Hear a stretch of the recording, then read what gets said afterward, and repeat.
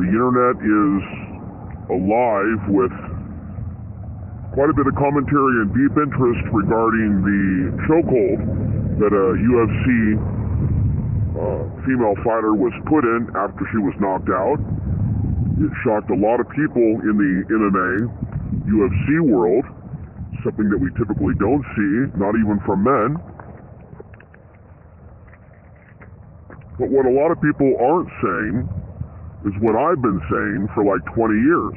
So this is just validating what I already thought about this bloodthirsty society, why it shows certain things, why it promotes certain behaviors, certain expressions of combat, and how this dovetails in with the current reality of the current Rome, the current Nazi reality, the current reincarnated Nazi reality, the current reincarnated Rome, just like Philip K. Dick, the author of the books that inspired Total Recall and many others. He said this was a reincarnated Rome.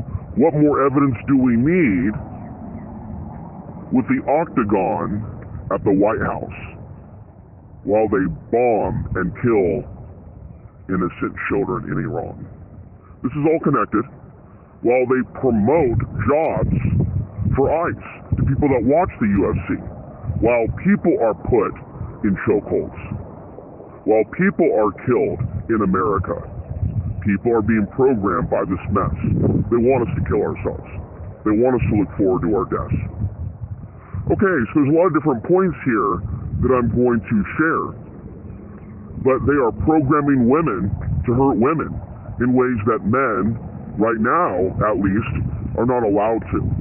And then through the depictions of violence against women, including women slapping women in pornography, as well as men slapping women in pornography, things of that nature, it programs people, especially the young.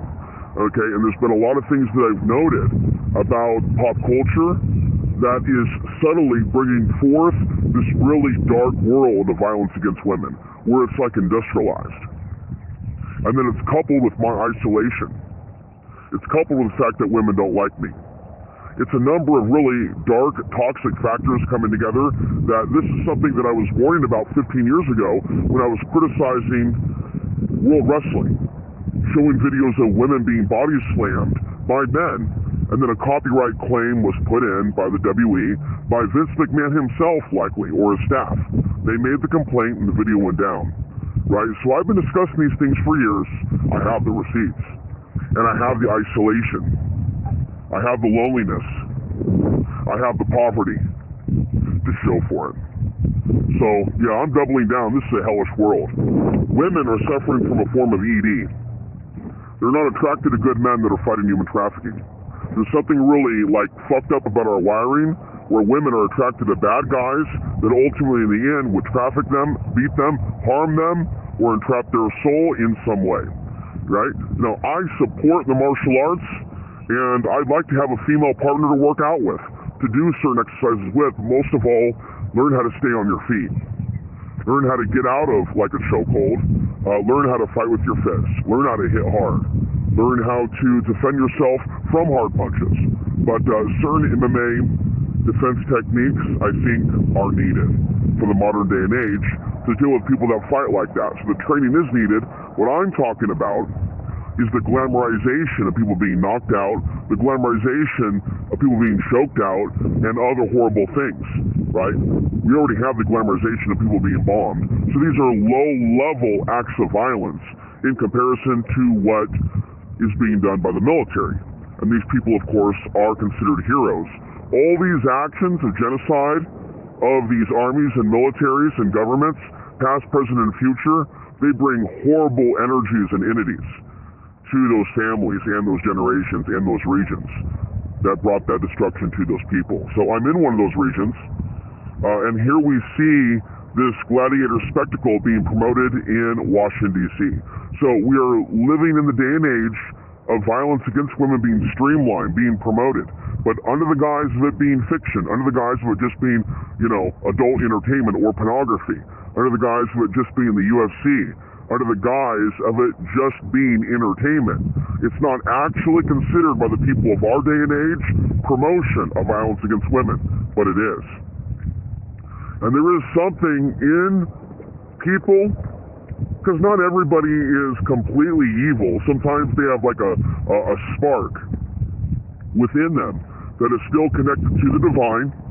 Sometimes, some periods more than others, and they look at things like that and they go, there's something wrong about that. And that's what we've seen from a number of people commenting. But that's where I felt what I felt 10 years ago. I was in a bar called Pagosa Brewing in Pagosa Springs, Colorado in 2016 when I was scouting for places to, to get a plot of land basically for my RV so I could live there. And I noticed that they had this UFC on the screen, and there was something really unnatural and really negative about the energy that it was creating, just showing women beating women. Now, what's interesting about this and the gaslighting and the deceptions and the illusions, right, that many people have about certain religions, we have false accusations about people's intentions, what they're doing here, what they exist, what their value system is, while they overlook the attributes about their religion that may be peaceful. So in Islam, for example, it is haram to punch the face. It is a sin. It is against their religion in reality to do certain things to women. That doesn't mean that everybody follows the rules. That doesn't mean that everybody, in my opinion, is interpreting, their book the way that they should, but I am not an Orthodox Muslim. I disagree with a lot of things that's there. The point that I'm making is that there's a lot of projection right now onto immigrants and a lot of accusations made because of things that are in the Quran, when in reality, they are not the ones that are in control of this media that are promoting, basically, their own version of Sharia law. The real Sharia law is not what they call it, of course. It's not a call to terrorism. And I'm not a Muslim, but I know what I'm talking about here. And I know that they're programming people that want to be violent, just like they did before 9/11, to want to go out and kill people. And it's really disgusting, because these are the new Nazis. We're in a reincarnated Nazi Germany, and these are the types of conditionings that we're seeing. Right? People are being conditioned to the violence. And when people are conditioned to the violence, and violence against women, and violence against their own people, then they're more than likely to go along with the violence that's done against others, or to be silent, or to not protest. Not that protesting, that's another podcast, is doing anything to stop it, or to create friendships, which is why I'm not going to the protests, even if I have a shared sentiment. That podcast is coming. Subscribe if you're new. What the protesters don't get, why the protesters keep getting their ass kicked, why the left keeps getting its ass kicked. You want to hear that podcast? Subscribe if you're new. Right? But I'm here to talk about how, and for years I've said this, that we don't actually have real tough guys in this society willing to fight the system. Mentally, spiritually, intellectually, emotionally, we have a lot of people serving the system. And so we've seen the rise of the UFC and martial arts. These people typically tend to lean to the right in many, many cases. So this is really fucked up. This has the energy of the 666 written all over it. And I am a recovering user of pornography. Okay, so I have close to 90 days. I am in my longest streak, and I've always criticized it, even if I've struggled with addiction from being single. And we'll talk about, and go beyond these shameful words like addiction, and we'll talk about that in another podcast. Subscribe if you're new. But in pornography, there's just a lot of these man versus woman MMA type of videos, which, in the heat of the moment of passion, is very erotic, but as a person that's intuitive, in case you did not pick up on that, I see dangerous repercussions for things like that for a society that's not spiritual, that's being taught literally to oppress other people, to take away other people's rights.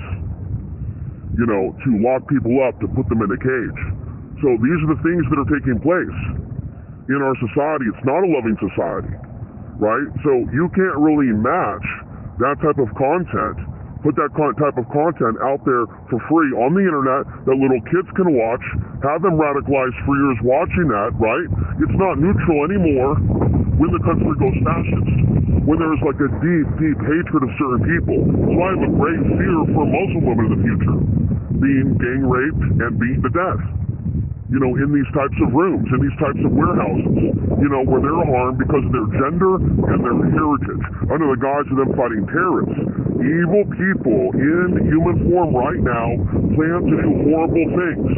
And I want to go down in human history as the one man amongst all of you that was awake enough to talk about the things that needed to be talked about. It's painful for me.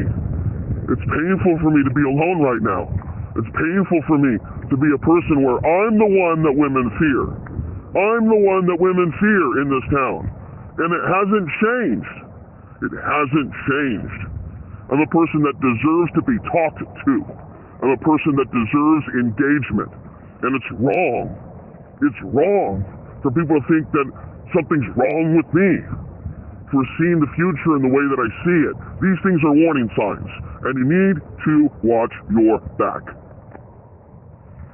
This is why I'm glad, in a way, that I don't have a hot girlfriend or a hot wife or anything like that, or kids. I don't even have a girlfriend at all. And if I did have those things, or a bunch of women in my life that I was close to, that I would be worried about them. And there would be like a risk of me losing them in the future with what's coming. So in that sense, maybe this is why God made me what I am at 5'6", 5'7", in the skin tone that I am, in the heritage that I am, with the spirituality that I have, with the frequency that I'm vibrating at, so that I would stay alone, so that I would stay strong and stay sovereign, and not corded up to these other people. So finally, like I am needing to, ending on the proper note here, find the right way to maintain my equilibrium. When I read about violence against women, or when I see it, and the trauma from years of addiction to that content, where those things are taking place, for example, women in chokeholds, other things, it damages the brain, especially when there are these racist, white supremacist overtones to it, where pornography features, just blacks and just whites, for the most part. For the most part, with a few exceptions from Latin America. The point is, a lot of women in this society have chosen to stay with their abusers. And this whole, people being choked out, it is representative of the system. So is that violent pornography. It is about people being submissive, women being submissive to the matrix. It's about women being submissive to bad men, basically having ED when it comes to decent men that would protect the tribe and protect the children. This is all part of a deeper takeover of humanity. And so when I look at things like that, I need to remind myself that I already did warn about this, and I already have been ignored. I have to find a way to realize that I don't have to keep talking about this 24/7. I already have. I am being ignored. I have done the right thing. I have done the right thing before God, and I need to remind myself that I have earned the right to be a husband and the father. And if it's not going to happen on this planet, then it should happen on another planet, where I get to live through a more conscious version of the 1980s as an adult. And I believe those planets exist. I believe those realities exist. Thank you for listening.